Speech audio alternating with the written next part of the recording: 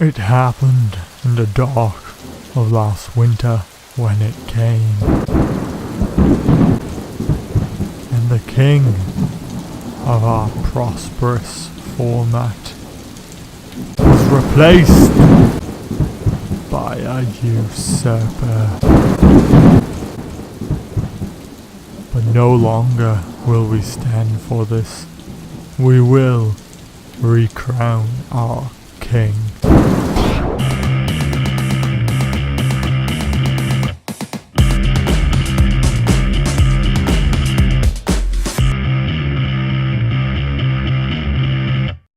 Hello.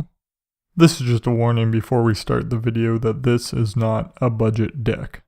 Could be considered kind of janky, but it is not budget. So if you're looking for a budget deck, don't watch this video or go click on another one of my videos because they're all pretty janky and budget.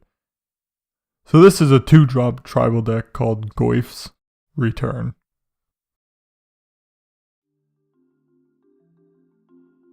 Let me start out by saying that I just want to see the King of Modern go back on his throne. That's why I made this deck. Now someone buy my Goyfs! So the main trouble that Goyf is having is that it is very susceptible to removal. So our first step in this deck is to get down a Chalice of the Void with 1 charge counter on it, meaning that if a player casts a spell with a converted mana cost of 1, it gets countered. This shuts down a lot of efficient removal like Path to Exile, Fatal Push, Lightning Bolt, but it can also shut down common cards like Death Shadow, Spell Snare, Relic, Seer Visions, Noble Hierarch, any mana dork. It just hurts our opponent's deck against most decks. So once we get that out of the way, our next step is to get down a Goyf. And what's better than 4 Goyfs in the deck? 8 Goyfs. So that's why we're playing Phantasmal Image. We can play our Goyf, next turn, play the image, copy the Goyf, bam, we have 2. But some more issues with Goyf is that it's fragile like we talked about, but it is also easily chump block. It doesn't have trample or any evasion. Kinda makes you wonder why it was so expensive in the first place. So that's why we're bringing in Imposing Sovereign. It's kind of a shitty little card, but it's a 2-drop. And our opponent's creatures enter the battlefield tapped. We'll also bring in Selfless Spirit, 2/1 flyer, again another 2-drop that we can sack to make all of our creatures indestructible. Moving on with our 2-drops, we have Scavenging Ooze for some main board graveyard hate, and Kasali Pride Mage for some main board artifact and enchantment destruction. So what's the point of this 2-drop theme? Why do we care about it? Well, it's because we're playing this card, Return to the Ranks. For X and 2 white, we can return X target creature with converted mana cost 2 or less from our graveyard to the battlefield. It also has Convoke, so we can tap our creatures to help pay for it. So with all of our 2-drop creatures, we can just keep recurring them with Return to the Ranks and have a constant state of aggression against our opponent, especially when one of those 2-drops is Goyf. But this might not be enough, so we are running some counter spells. We got Spell Queller, which isn't a 2-drop, but it is a 2/3 flash flyer that pseudo counters a spell. When we cast it, we exile a spell, and then when Spell Queller leaves the battlefield, they get the spell back. We're also running Remand and Mana Leak just to counter stuff we can't deal with, like Artifact Destruction against our Chalices.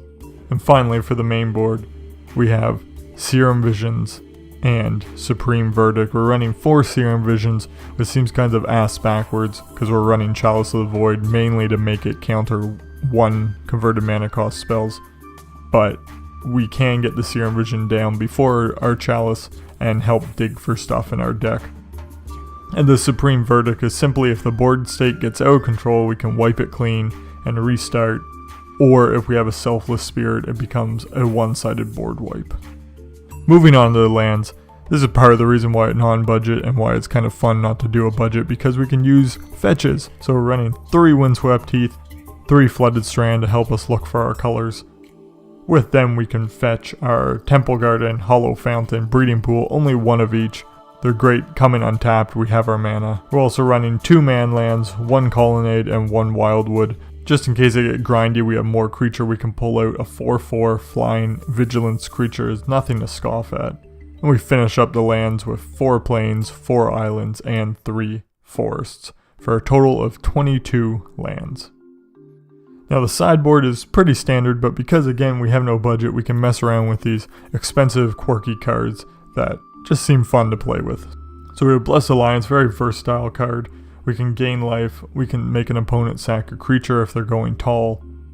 Ethersworn Canonist, players can't cast more than 1 spell a turn unless it's an artifact spell. Very good against decks like Storm, Phyrexian Revoker, basically a Pithing Needle on a 2-drop creature. Could also be used to shut down planeswalkers like Karn and Lily of the Veil. We're running Leyline of Sanctity just to protect ourselves against burn, we can bring it in.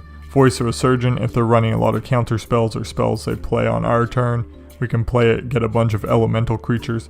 And Tormod's Crypt for some more graveyard hate if we need more than just our oozes. Relic is obviously better, but we don't want to play a 1-drop when our whole goal is to shut down 1-drop cards. Finally, we have Elspeth, Knight Errant. If we're having trouble getting through with our Goyfs, her second +1 is just another form of evasion. Kataki War Wage, great against Lantern and Affinity. And Geist of St. Traft, if they're running a lot of removal, it's nice to have a 2/2 hexproof dude that can poop out angels for us. And that's the deck. I know it's not budget, and I normally make budget decks, but I just want to get Goyf back onto its throne. It's a great card, and there's no reason why it should be shitted on because Fatal Push was printed. That's my personal opinion, and there's no financial reason for me to say this whatsoever, not at all. So if you have these cards lying around, I suggest you put them together and see how it plays. Or you could sell them and put a down payment on a car or a apartment or something that will potentially advance you in life.